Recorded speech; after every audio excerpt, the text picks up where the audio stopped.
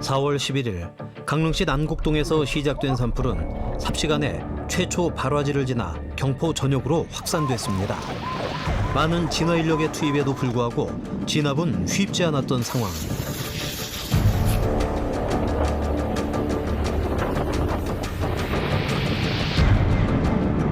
소나무가 빼곡한 야산이 거대한 불덩이로 변했습니다. 소방대원들은 기둥이 반쯤 잘린 소나무 한 그루에 연신 물대포를 쏩니다. 도시를 초토화시킨 강릉 산불의 최초 발화 지점으로 추정되는 나무입니다. 부러지면서 그냥 타더라고. 그래가지고 저 우집 아저씨하고 둘이서 끌어왔는데 못 끄겠더라고. 경찰 과학수사대원들은 잘린 나무의 파편을 한데 모아 살핍니다. 주변 전신주에는 전선 하나가 끊어진 모습이 보입니다. 산림당국과 한국전력은 강풍에 소나무가 부러지며 전선을 건드리거나 끄는 것으로 보고 있습니다. 전선이 끊기면서 발생한 불꽃이 불이 잘 붙는 주변 소나무로 옮겨붙어 바람을 타고 빠르게 번진 것으로 보입니다. 오전 8시 30분에 발생한 강릉 산불은 불에 취약한 침엽수림을 중심으로 빠르게 민가로 퍼져갔습니다. 겨우 몸만 대피하는 주민들과 산불 진화 요원들이 뒤섞여 현장은 아비규환 그 자체. 초속 30m가 넘는 강풍에 헬기 진화도 어려운 상황.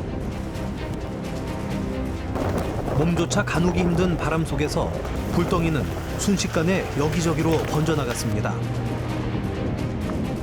휘몰아치는 불길은 지나가는 자리마다 상처를 남기며 나아가다가 경포호수 인근까지 도달했습니다.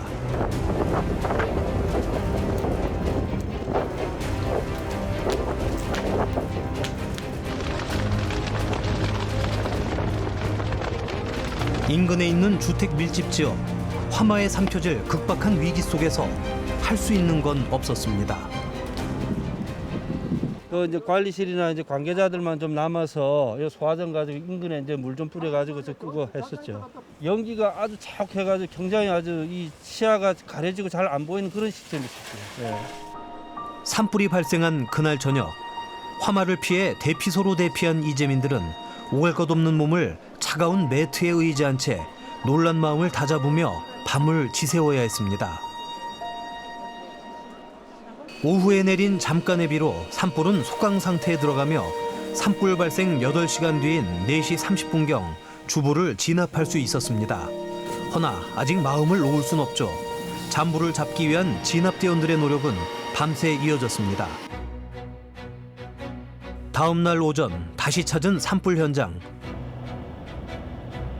화마가 핥히고 간 자리에는 형체를 알 수 없는 잔해들만 화상 자국처럼 덩그러니 남아 있습니다.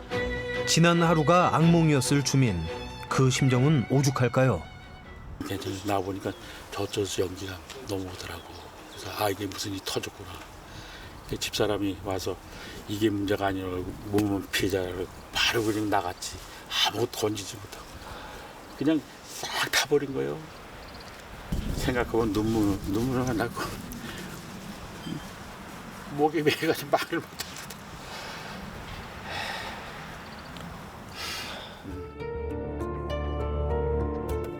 주변이 온통 잿더미가 되어버린 와중에도 가까스로 화마를 피한 주민을 만나볼 수 있었습니다. 혹여나 산불이 다시 일어날까 집 주변에 불이 붙을 만한 불쏘시개들을 정리합니다.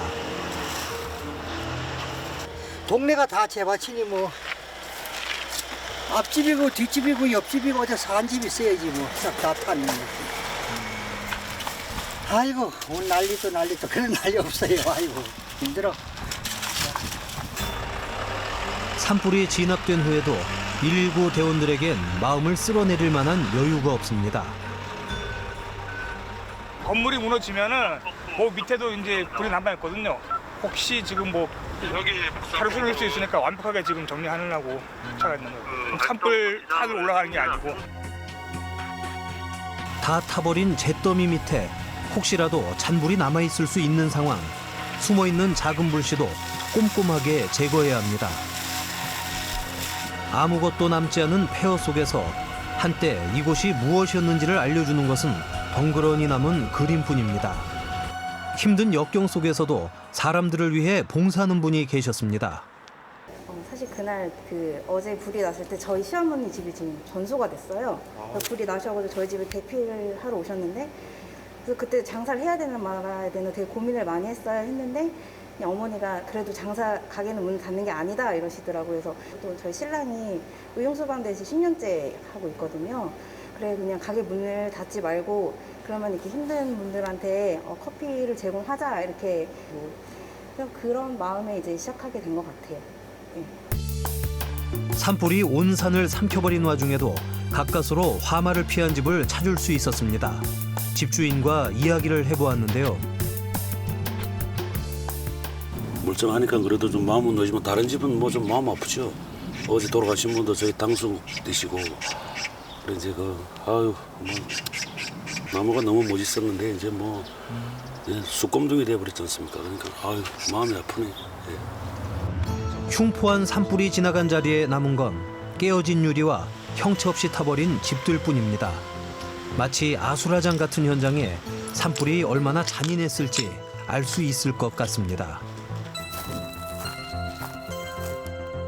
근데 어제 불은 그런 강풍 자체를 어제 처음 봤다는 얘기지. 이런 불덩어리가 막 날아다녀. 불이 그냥 저기 산에 불이 오면 저기서 그냥 불이 등거리가 날아서 이렇게 건너 날아오니까 전 마을이 이렇게 초토화된 거는 불덩어리야 완전히. 정부에서 하여튼 뭐 특구라도 선정해서 특별 조치를 좀 봐줘야 되지 않겠나.